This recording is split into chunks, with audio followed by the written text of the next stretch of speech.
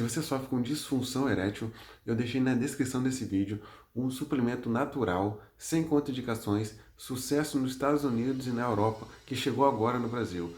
Então, se você quer ter a sua vida normalizada de novo, clica no link para você conhecer. Continua aqui na internet. O tema de hoje é disfunção erétil. E os nossos convidados, os mesmos do programa, Dr. Arquimedes, Dr. Zé Bento. Doutores, é um assunto que mexe com a vaidade masculina. E por falar em vaidade masculina, eu vou começar com a pergunta do Bruno, que pergunta se remédios para controlar calvície interferem na libido e na capacidade de ereção. Os remédios podem interferir. Esse remédio para calvície é o mesmo remédio que se usa para próstata e ele pode causar, não na dose muito baixa, mas em doses mais altas, ele pode diminuir o libido, porque altera os níveis hormonais. A gente está falando só da finasterida? A finasterida 1 miligrama, que é utilizada para o cabelo. Para a próstata é utilizado 5 miligramas. Quando se dá 5 miligramas, você tem problemas de ereção. Na dose de 1 miligrama é menos frequente você ter problema de ereção. Pode acontecer, mas é menos acontecer, frequente. É menos frequente. Tá, joia. Doutor Zé Bento, agora uma pergunta feminina, que só pegar o nome dela, a Adriana, diz que ouviu dizer que quando a mulher tem que retirar o útero, normalmente por causa de mioma, né, perde um pouco de apetite sexual. Tem a ver? Não, não tem nada a ver. O útero não participa no relacionamento sexual da mulher. O que pode acontecer é que quando você retira o útero, você pode alterar a vascularização, a quantidade de sangue que chega para os seus ovários. Aí sim pode estar comprometida então a produção de hormônio ovariano e aí você pode ter uma disfunção sexual. Uma outra coisa que pode acontecer, principalmente em mulheres jovens, quando se tira o útero e se vai fazer uma retirada do útero completa, retirando o colo do útero também, você pode diminuir o tamanho da vagina. Tá certo que a vagina, ela distende, imagina, a vagina distende tanto que passa a cabeça de um nenê dentro pela vagina. Foi feita para isso.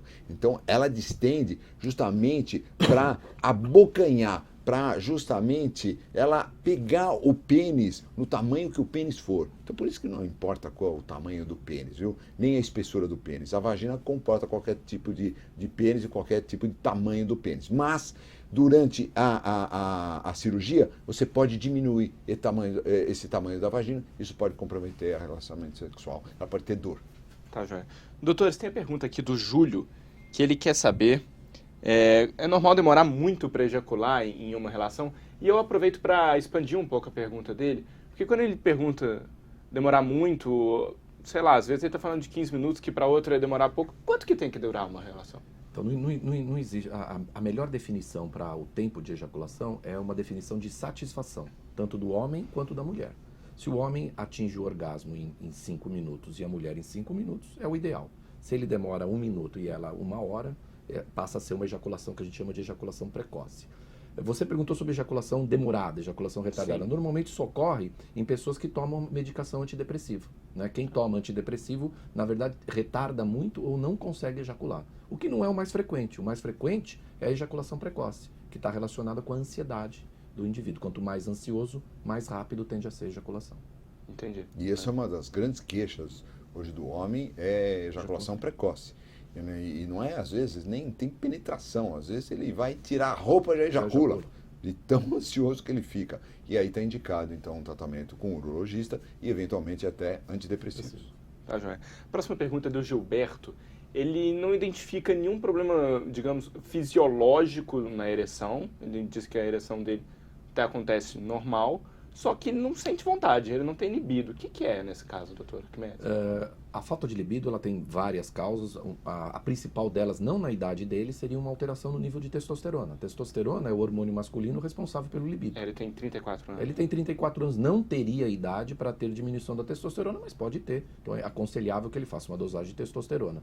Ou a perda do libido pode ter causas psicogênicas e não está relacionado a nenhum fator orgânico. E a perda da libido era mais comum entre os homens ou entre as mulheres? Entre as mulheres. As mulheres têm uma diminuição do desejo sexual, é muito mais frequente do que os homens. E também elas são muito mais sujeitas a alterações hormonais. Então as mulheres, 30% das mulheres têm hipotireoidismo. O hipotireoidismo pode levar a uma diminuição do desejo. Elas têm também uma diminuição na menopausa, tem uma diminuição de testosterona, do estrogênio. Isso pode também afetar o desejo. Então as mulheres são mais acometidas. E num caso desse, que a pessoa... Vamos supor o contrário. A pessoa, às vezes, está com um pouco de dificuldade de ereção, mas tem o desejo.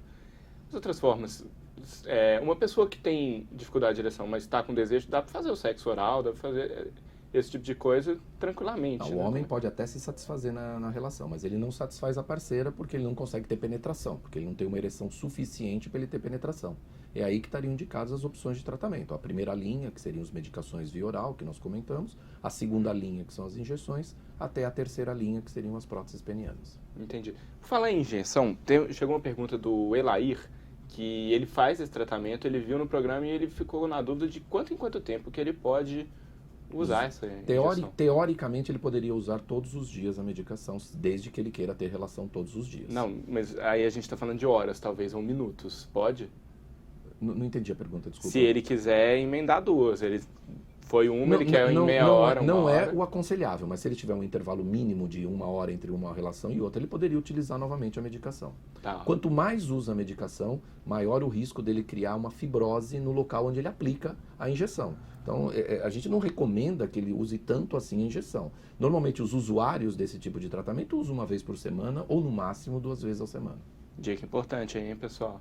E tentar variar o local, que é a mesma orientação que o diabético tem. Aplica de um lado, aplica de outro, mais para frente, mais para trás, no meio do pênis. Na verdade, esse tipo de injeção só pode ser indicada pelo médico. Quer dizer, a gente não está dando dica aqui para que você vá lá e já comece a usar. Não. Até porque não vai conseguir comprar. Exatamente. Tomara, né? Não era para ser. Né? Consegue comprar sem receita?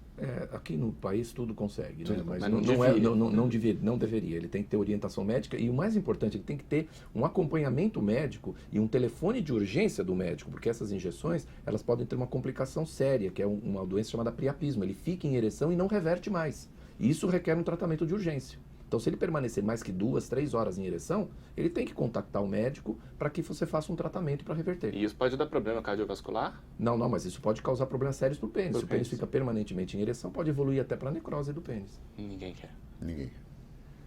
Pessoal, vamos pegar mais uma pergunta aqui, já estamos terminando. As perguntas estão ficando mais pesadas.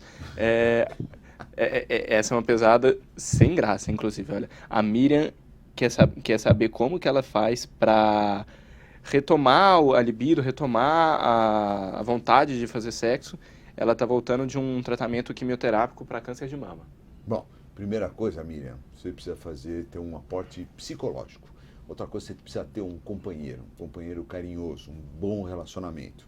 E depois você conversar com o seu médico, ver se você pode fazer, até se tiver uma disfunção hormonal, se você pode tomar algum tipo de hormônio. Dependendo do tipo de tumor que você teve, você pode sim fazer uma reposição de hormônio. Tá joia. Pessoal, mais uma pergunta aqui, acho que para encerrar, o Ney Brito, até uma pergunta que a gente já respondeu no feed, mas acho que é uma boa pergunta para encerrar, se ter desejo sexual demais é algum tipo de distúrbio. Nós comentamos isso. Eu acho que se atrapalha as atividades diárias dele, realmente é um distúrbio. Se ele só pensa nisso, ele vai atrapalhar as atividades de trabalho dele. Agora, se não, eu não acredito que isso seja um problema. Geralmente... É muito difícil.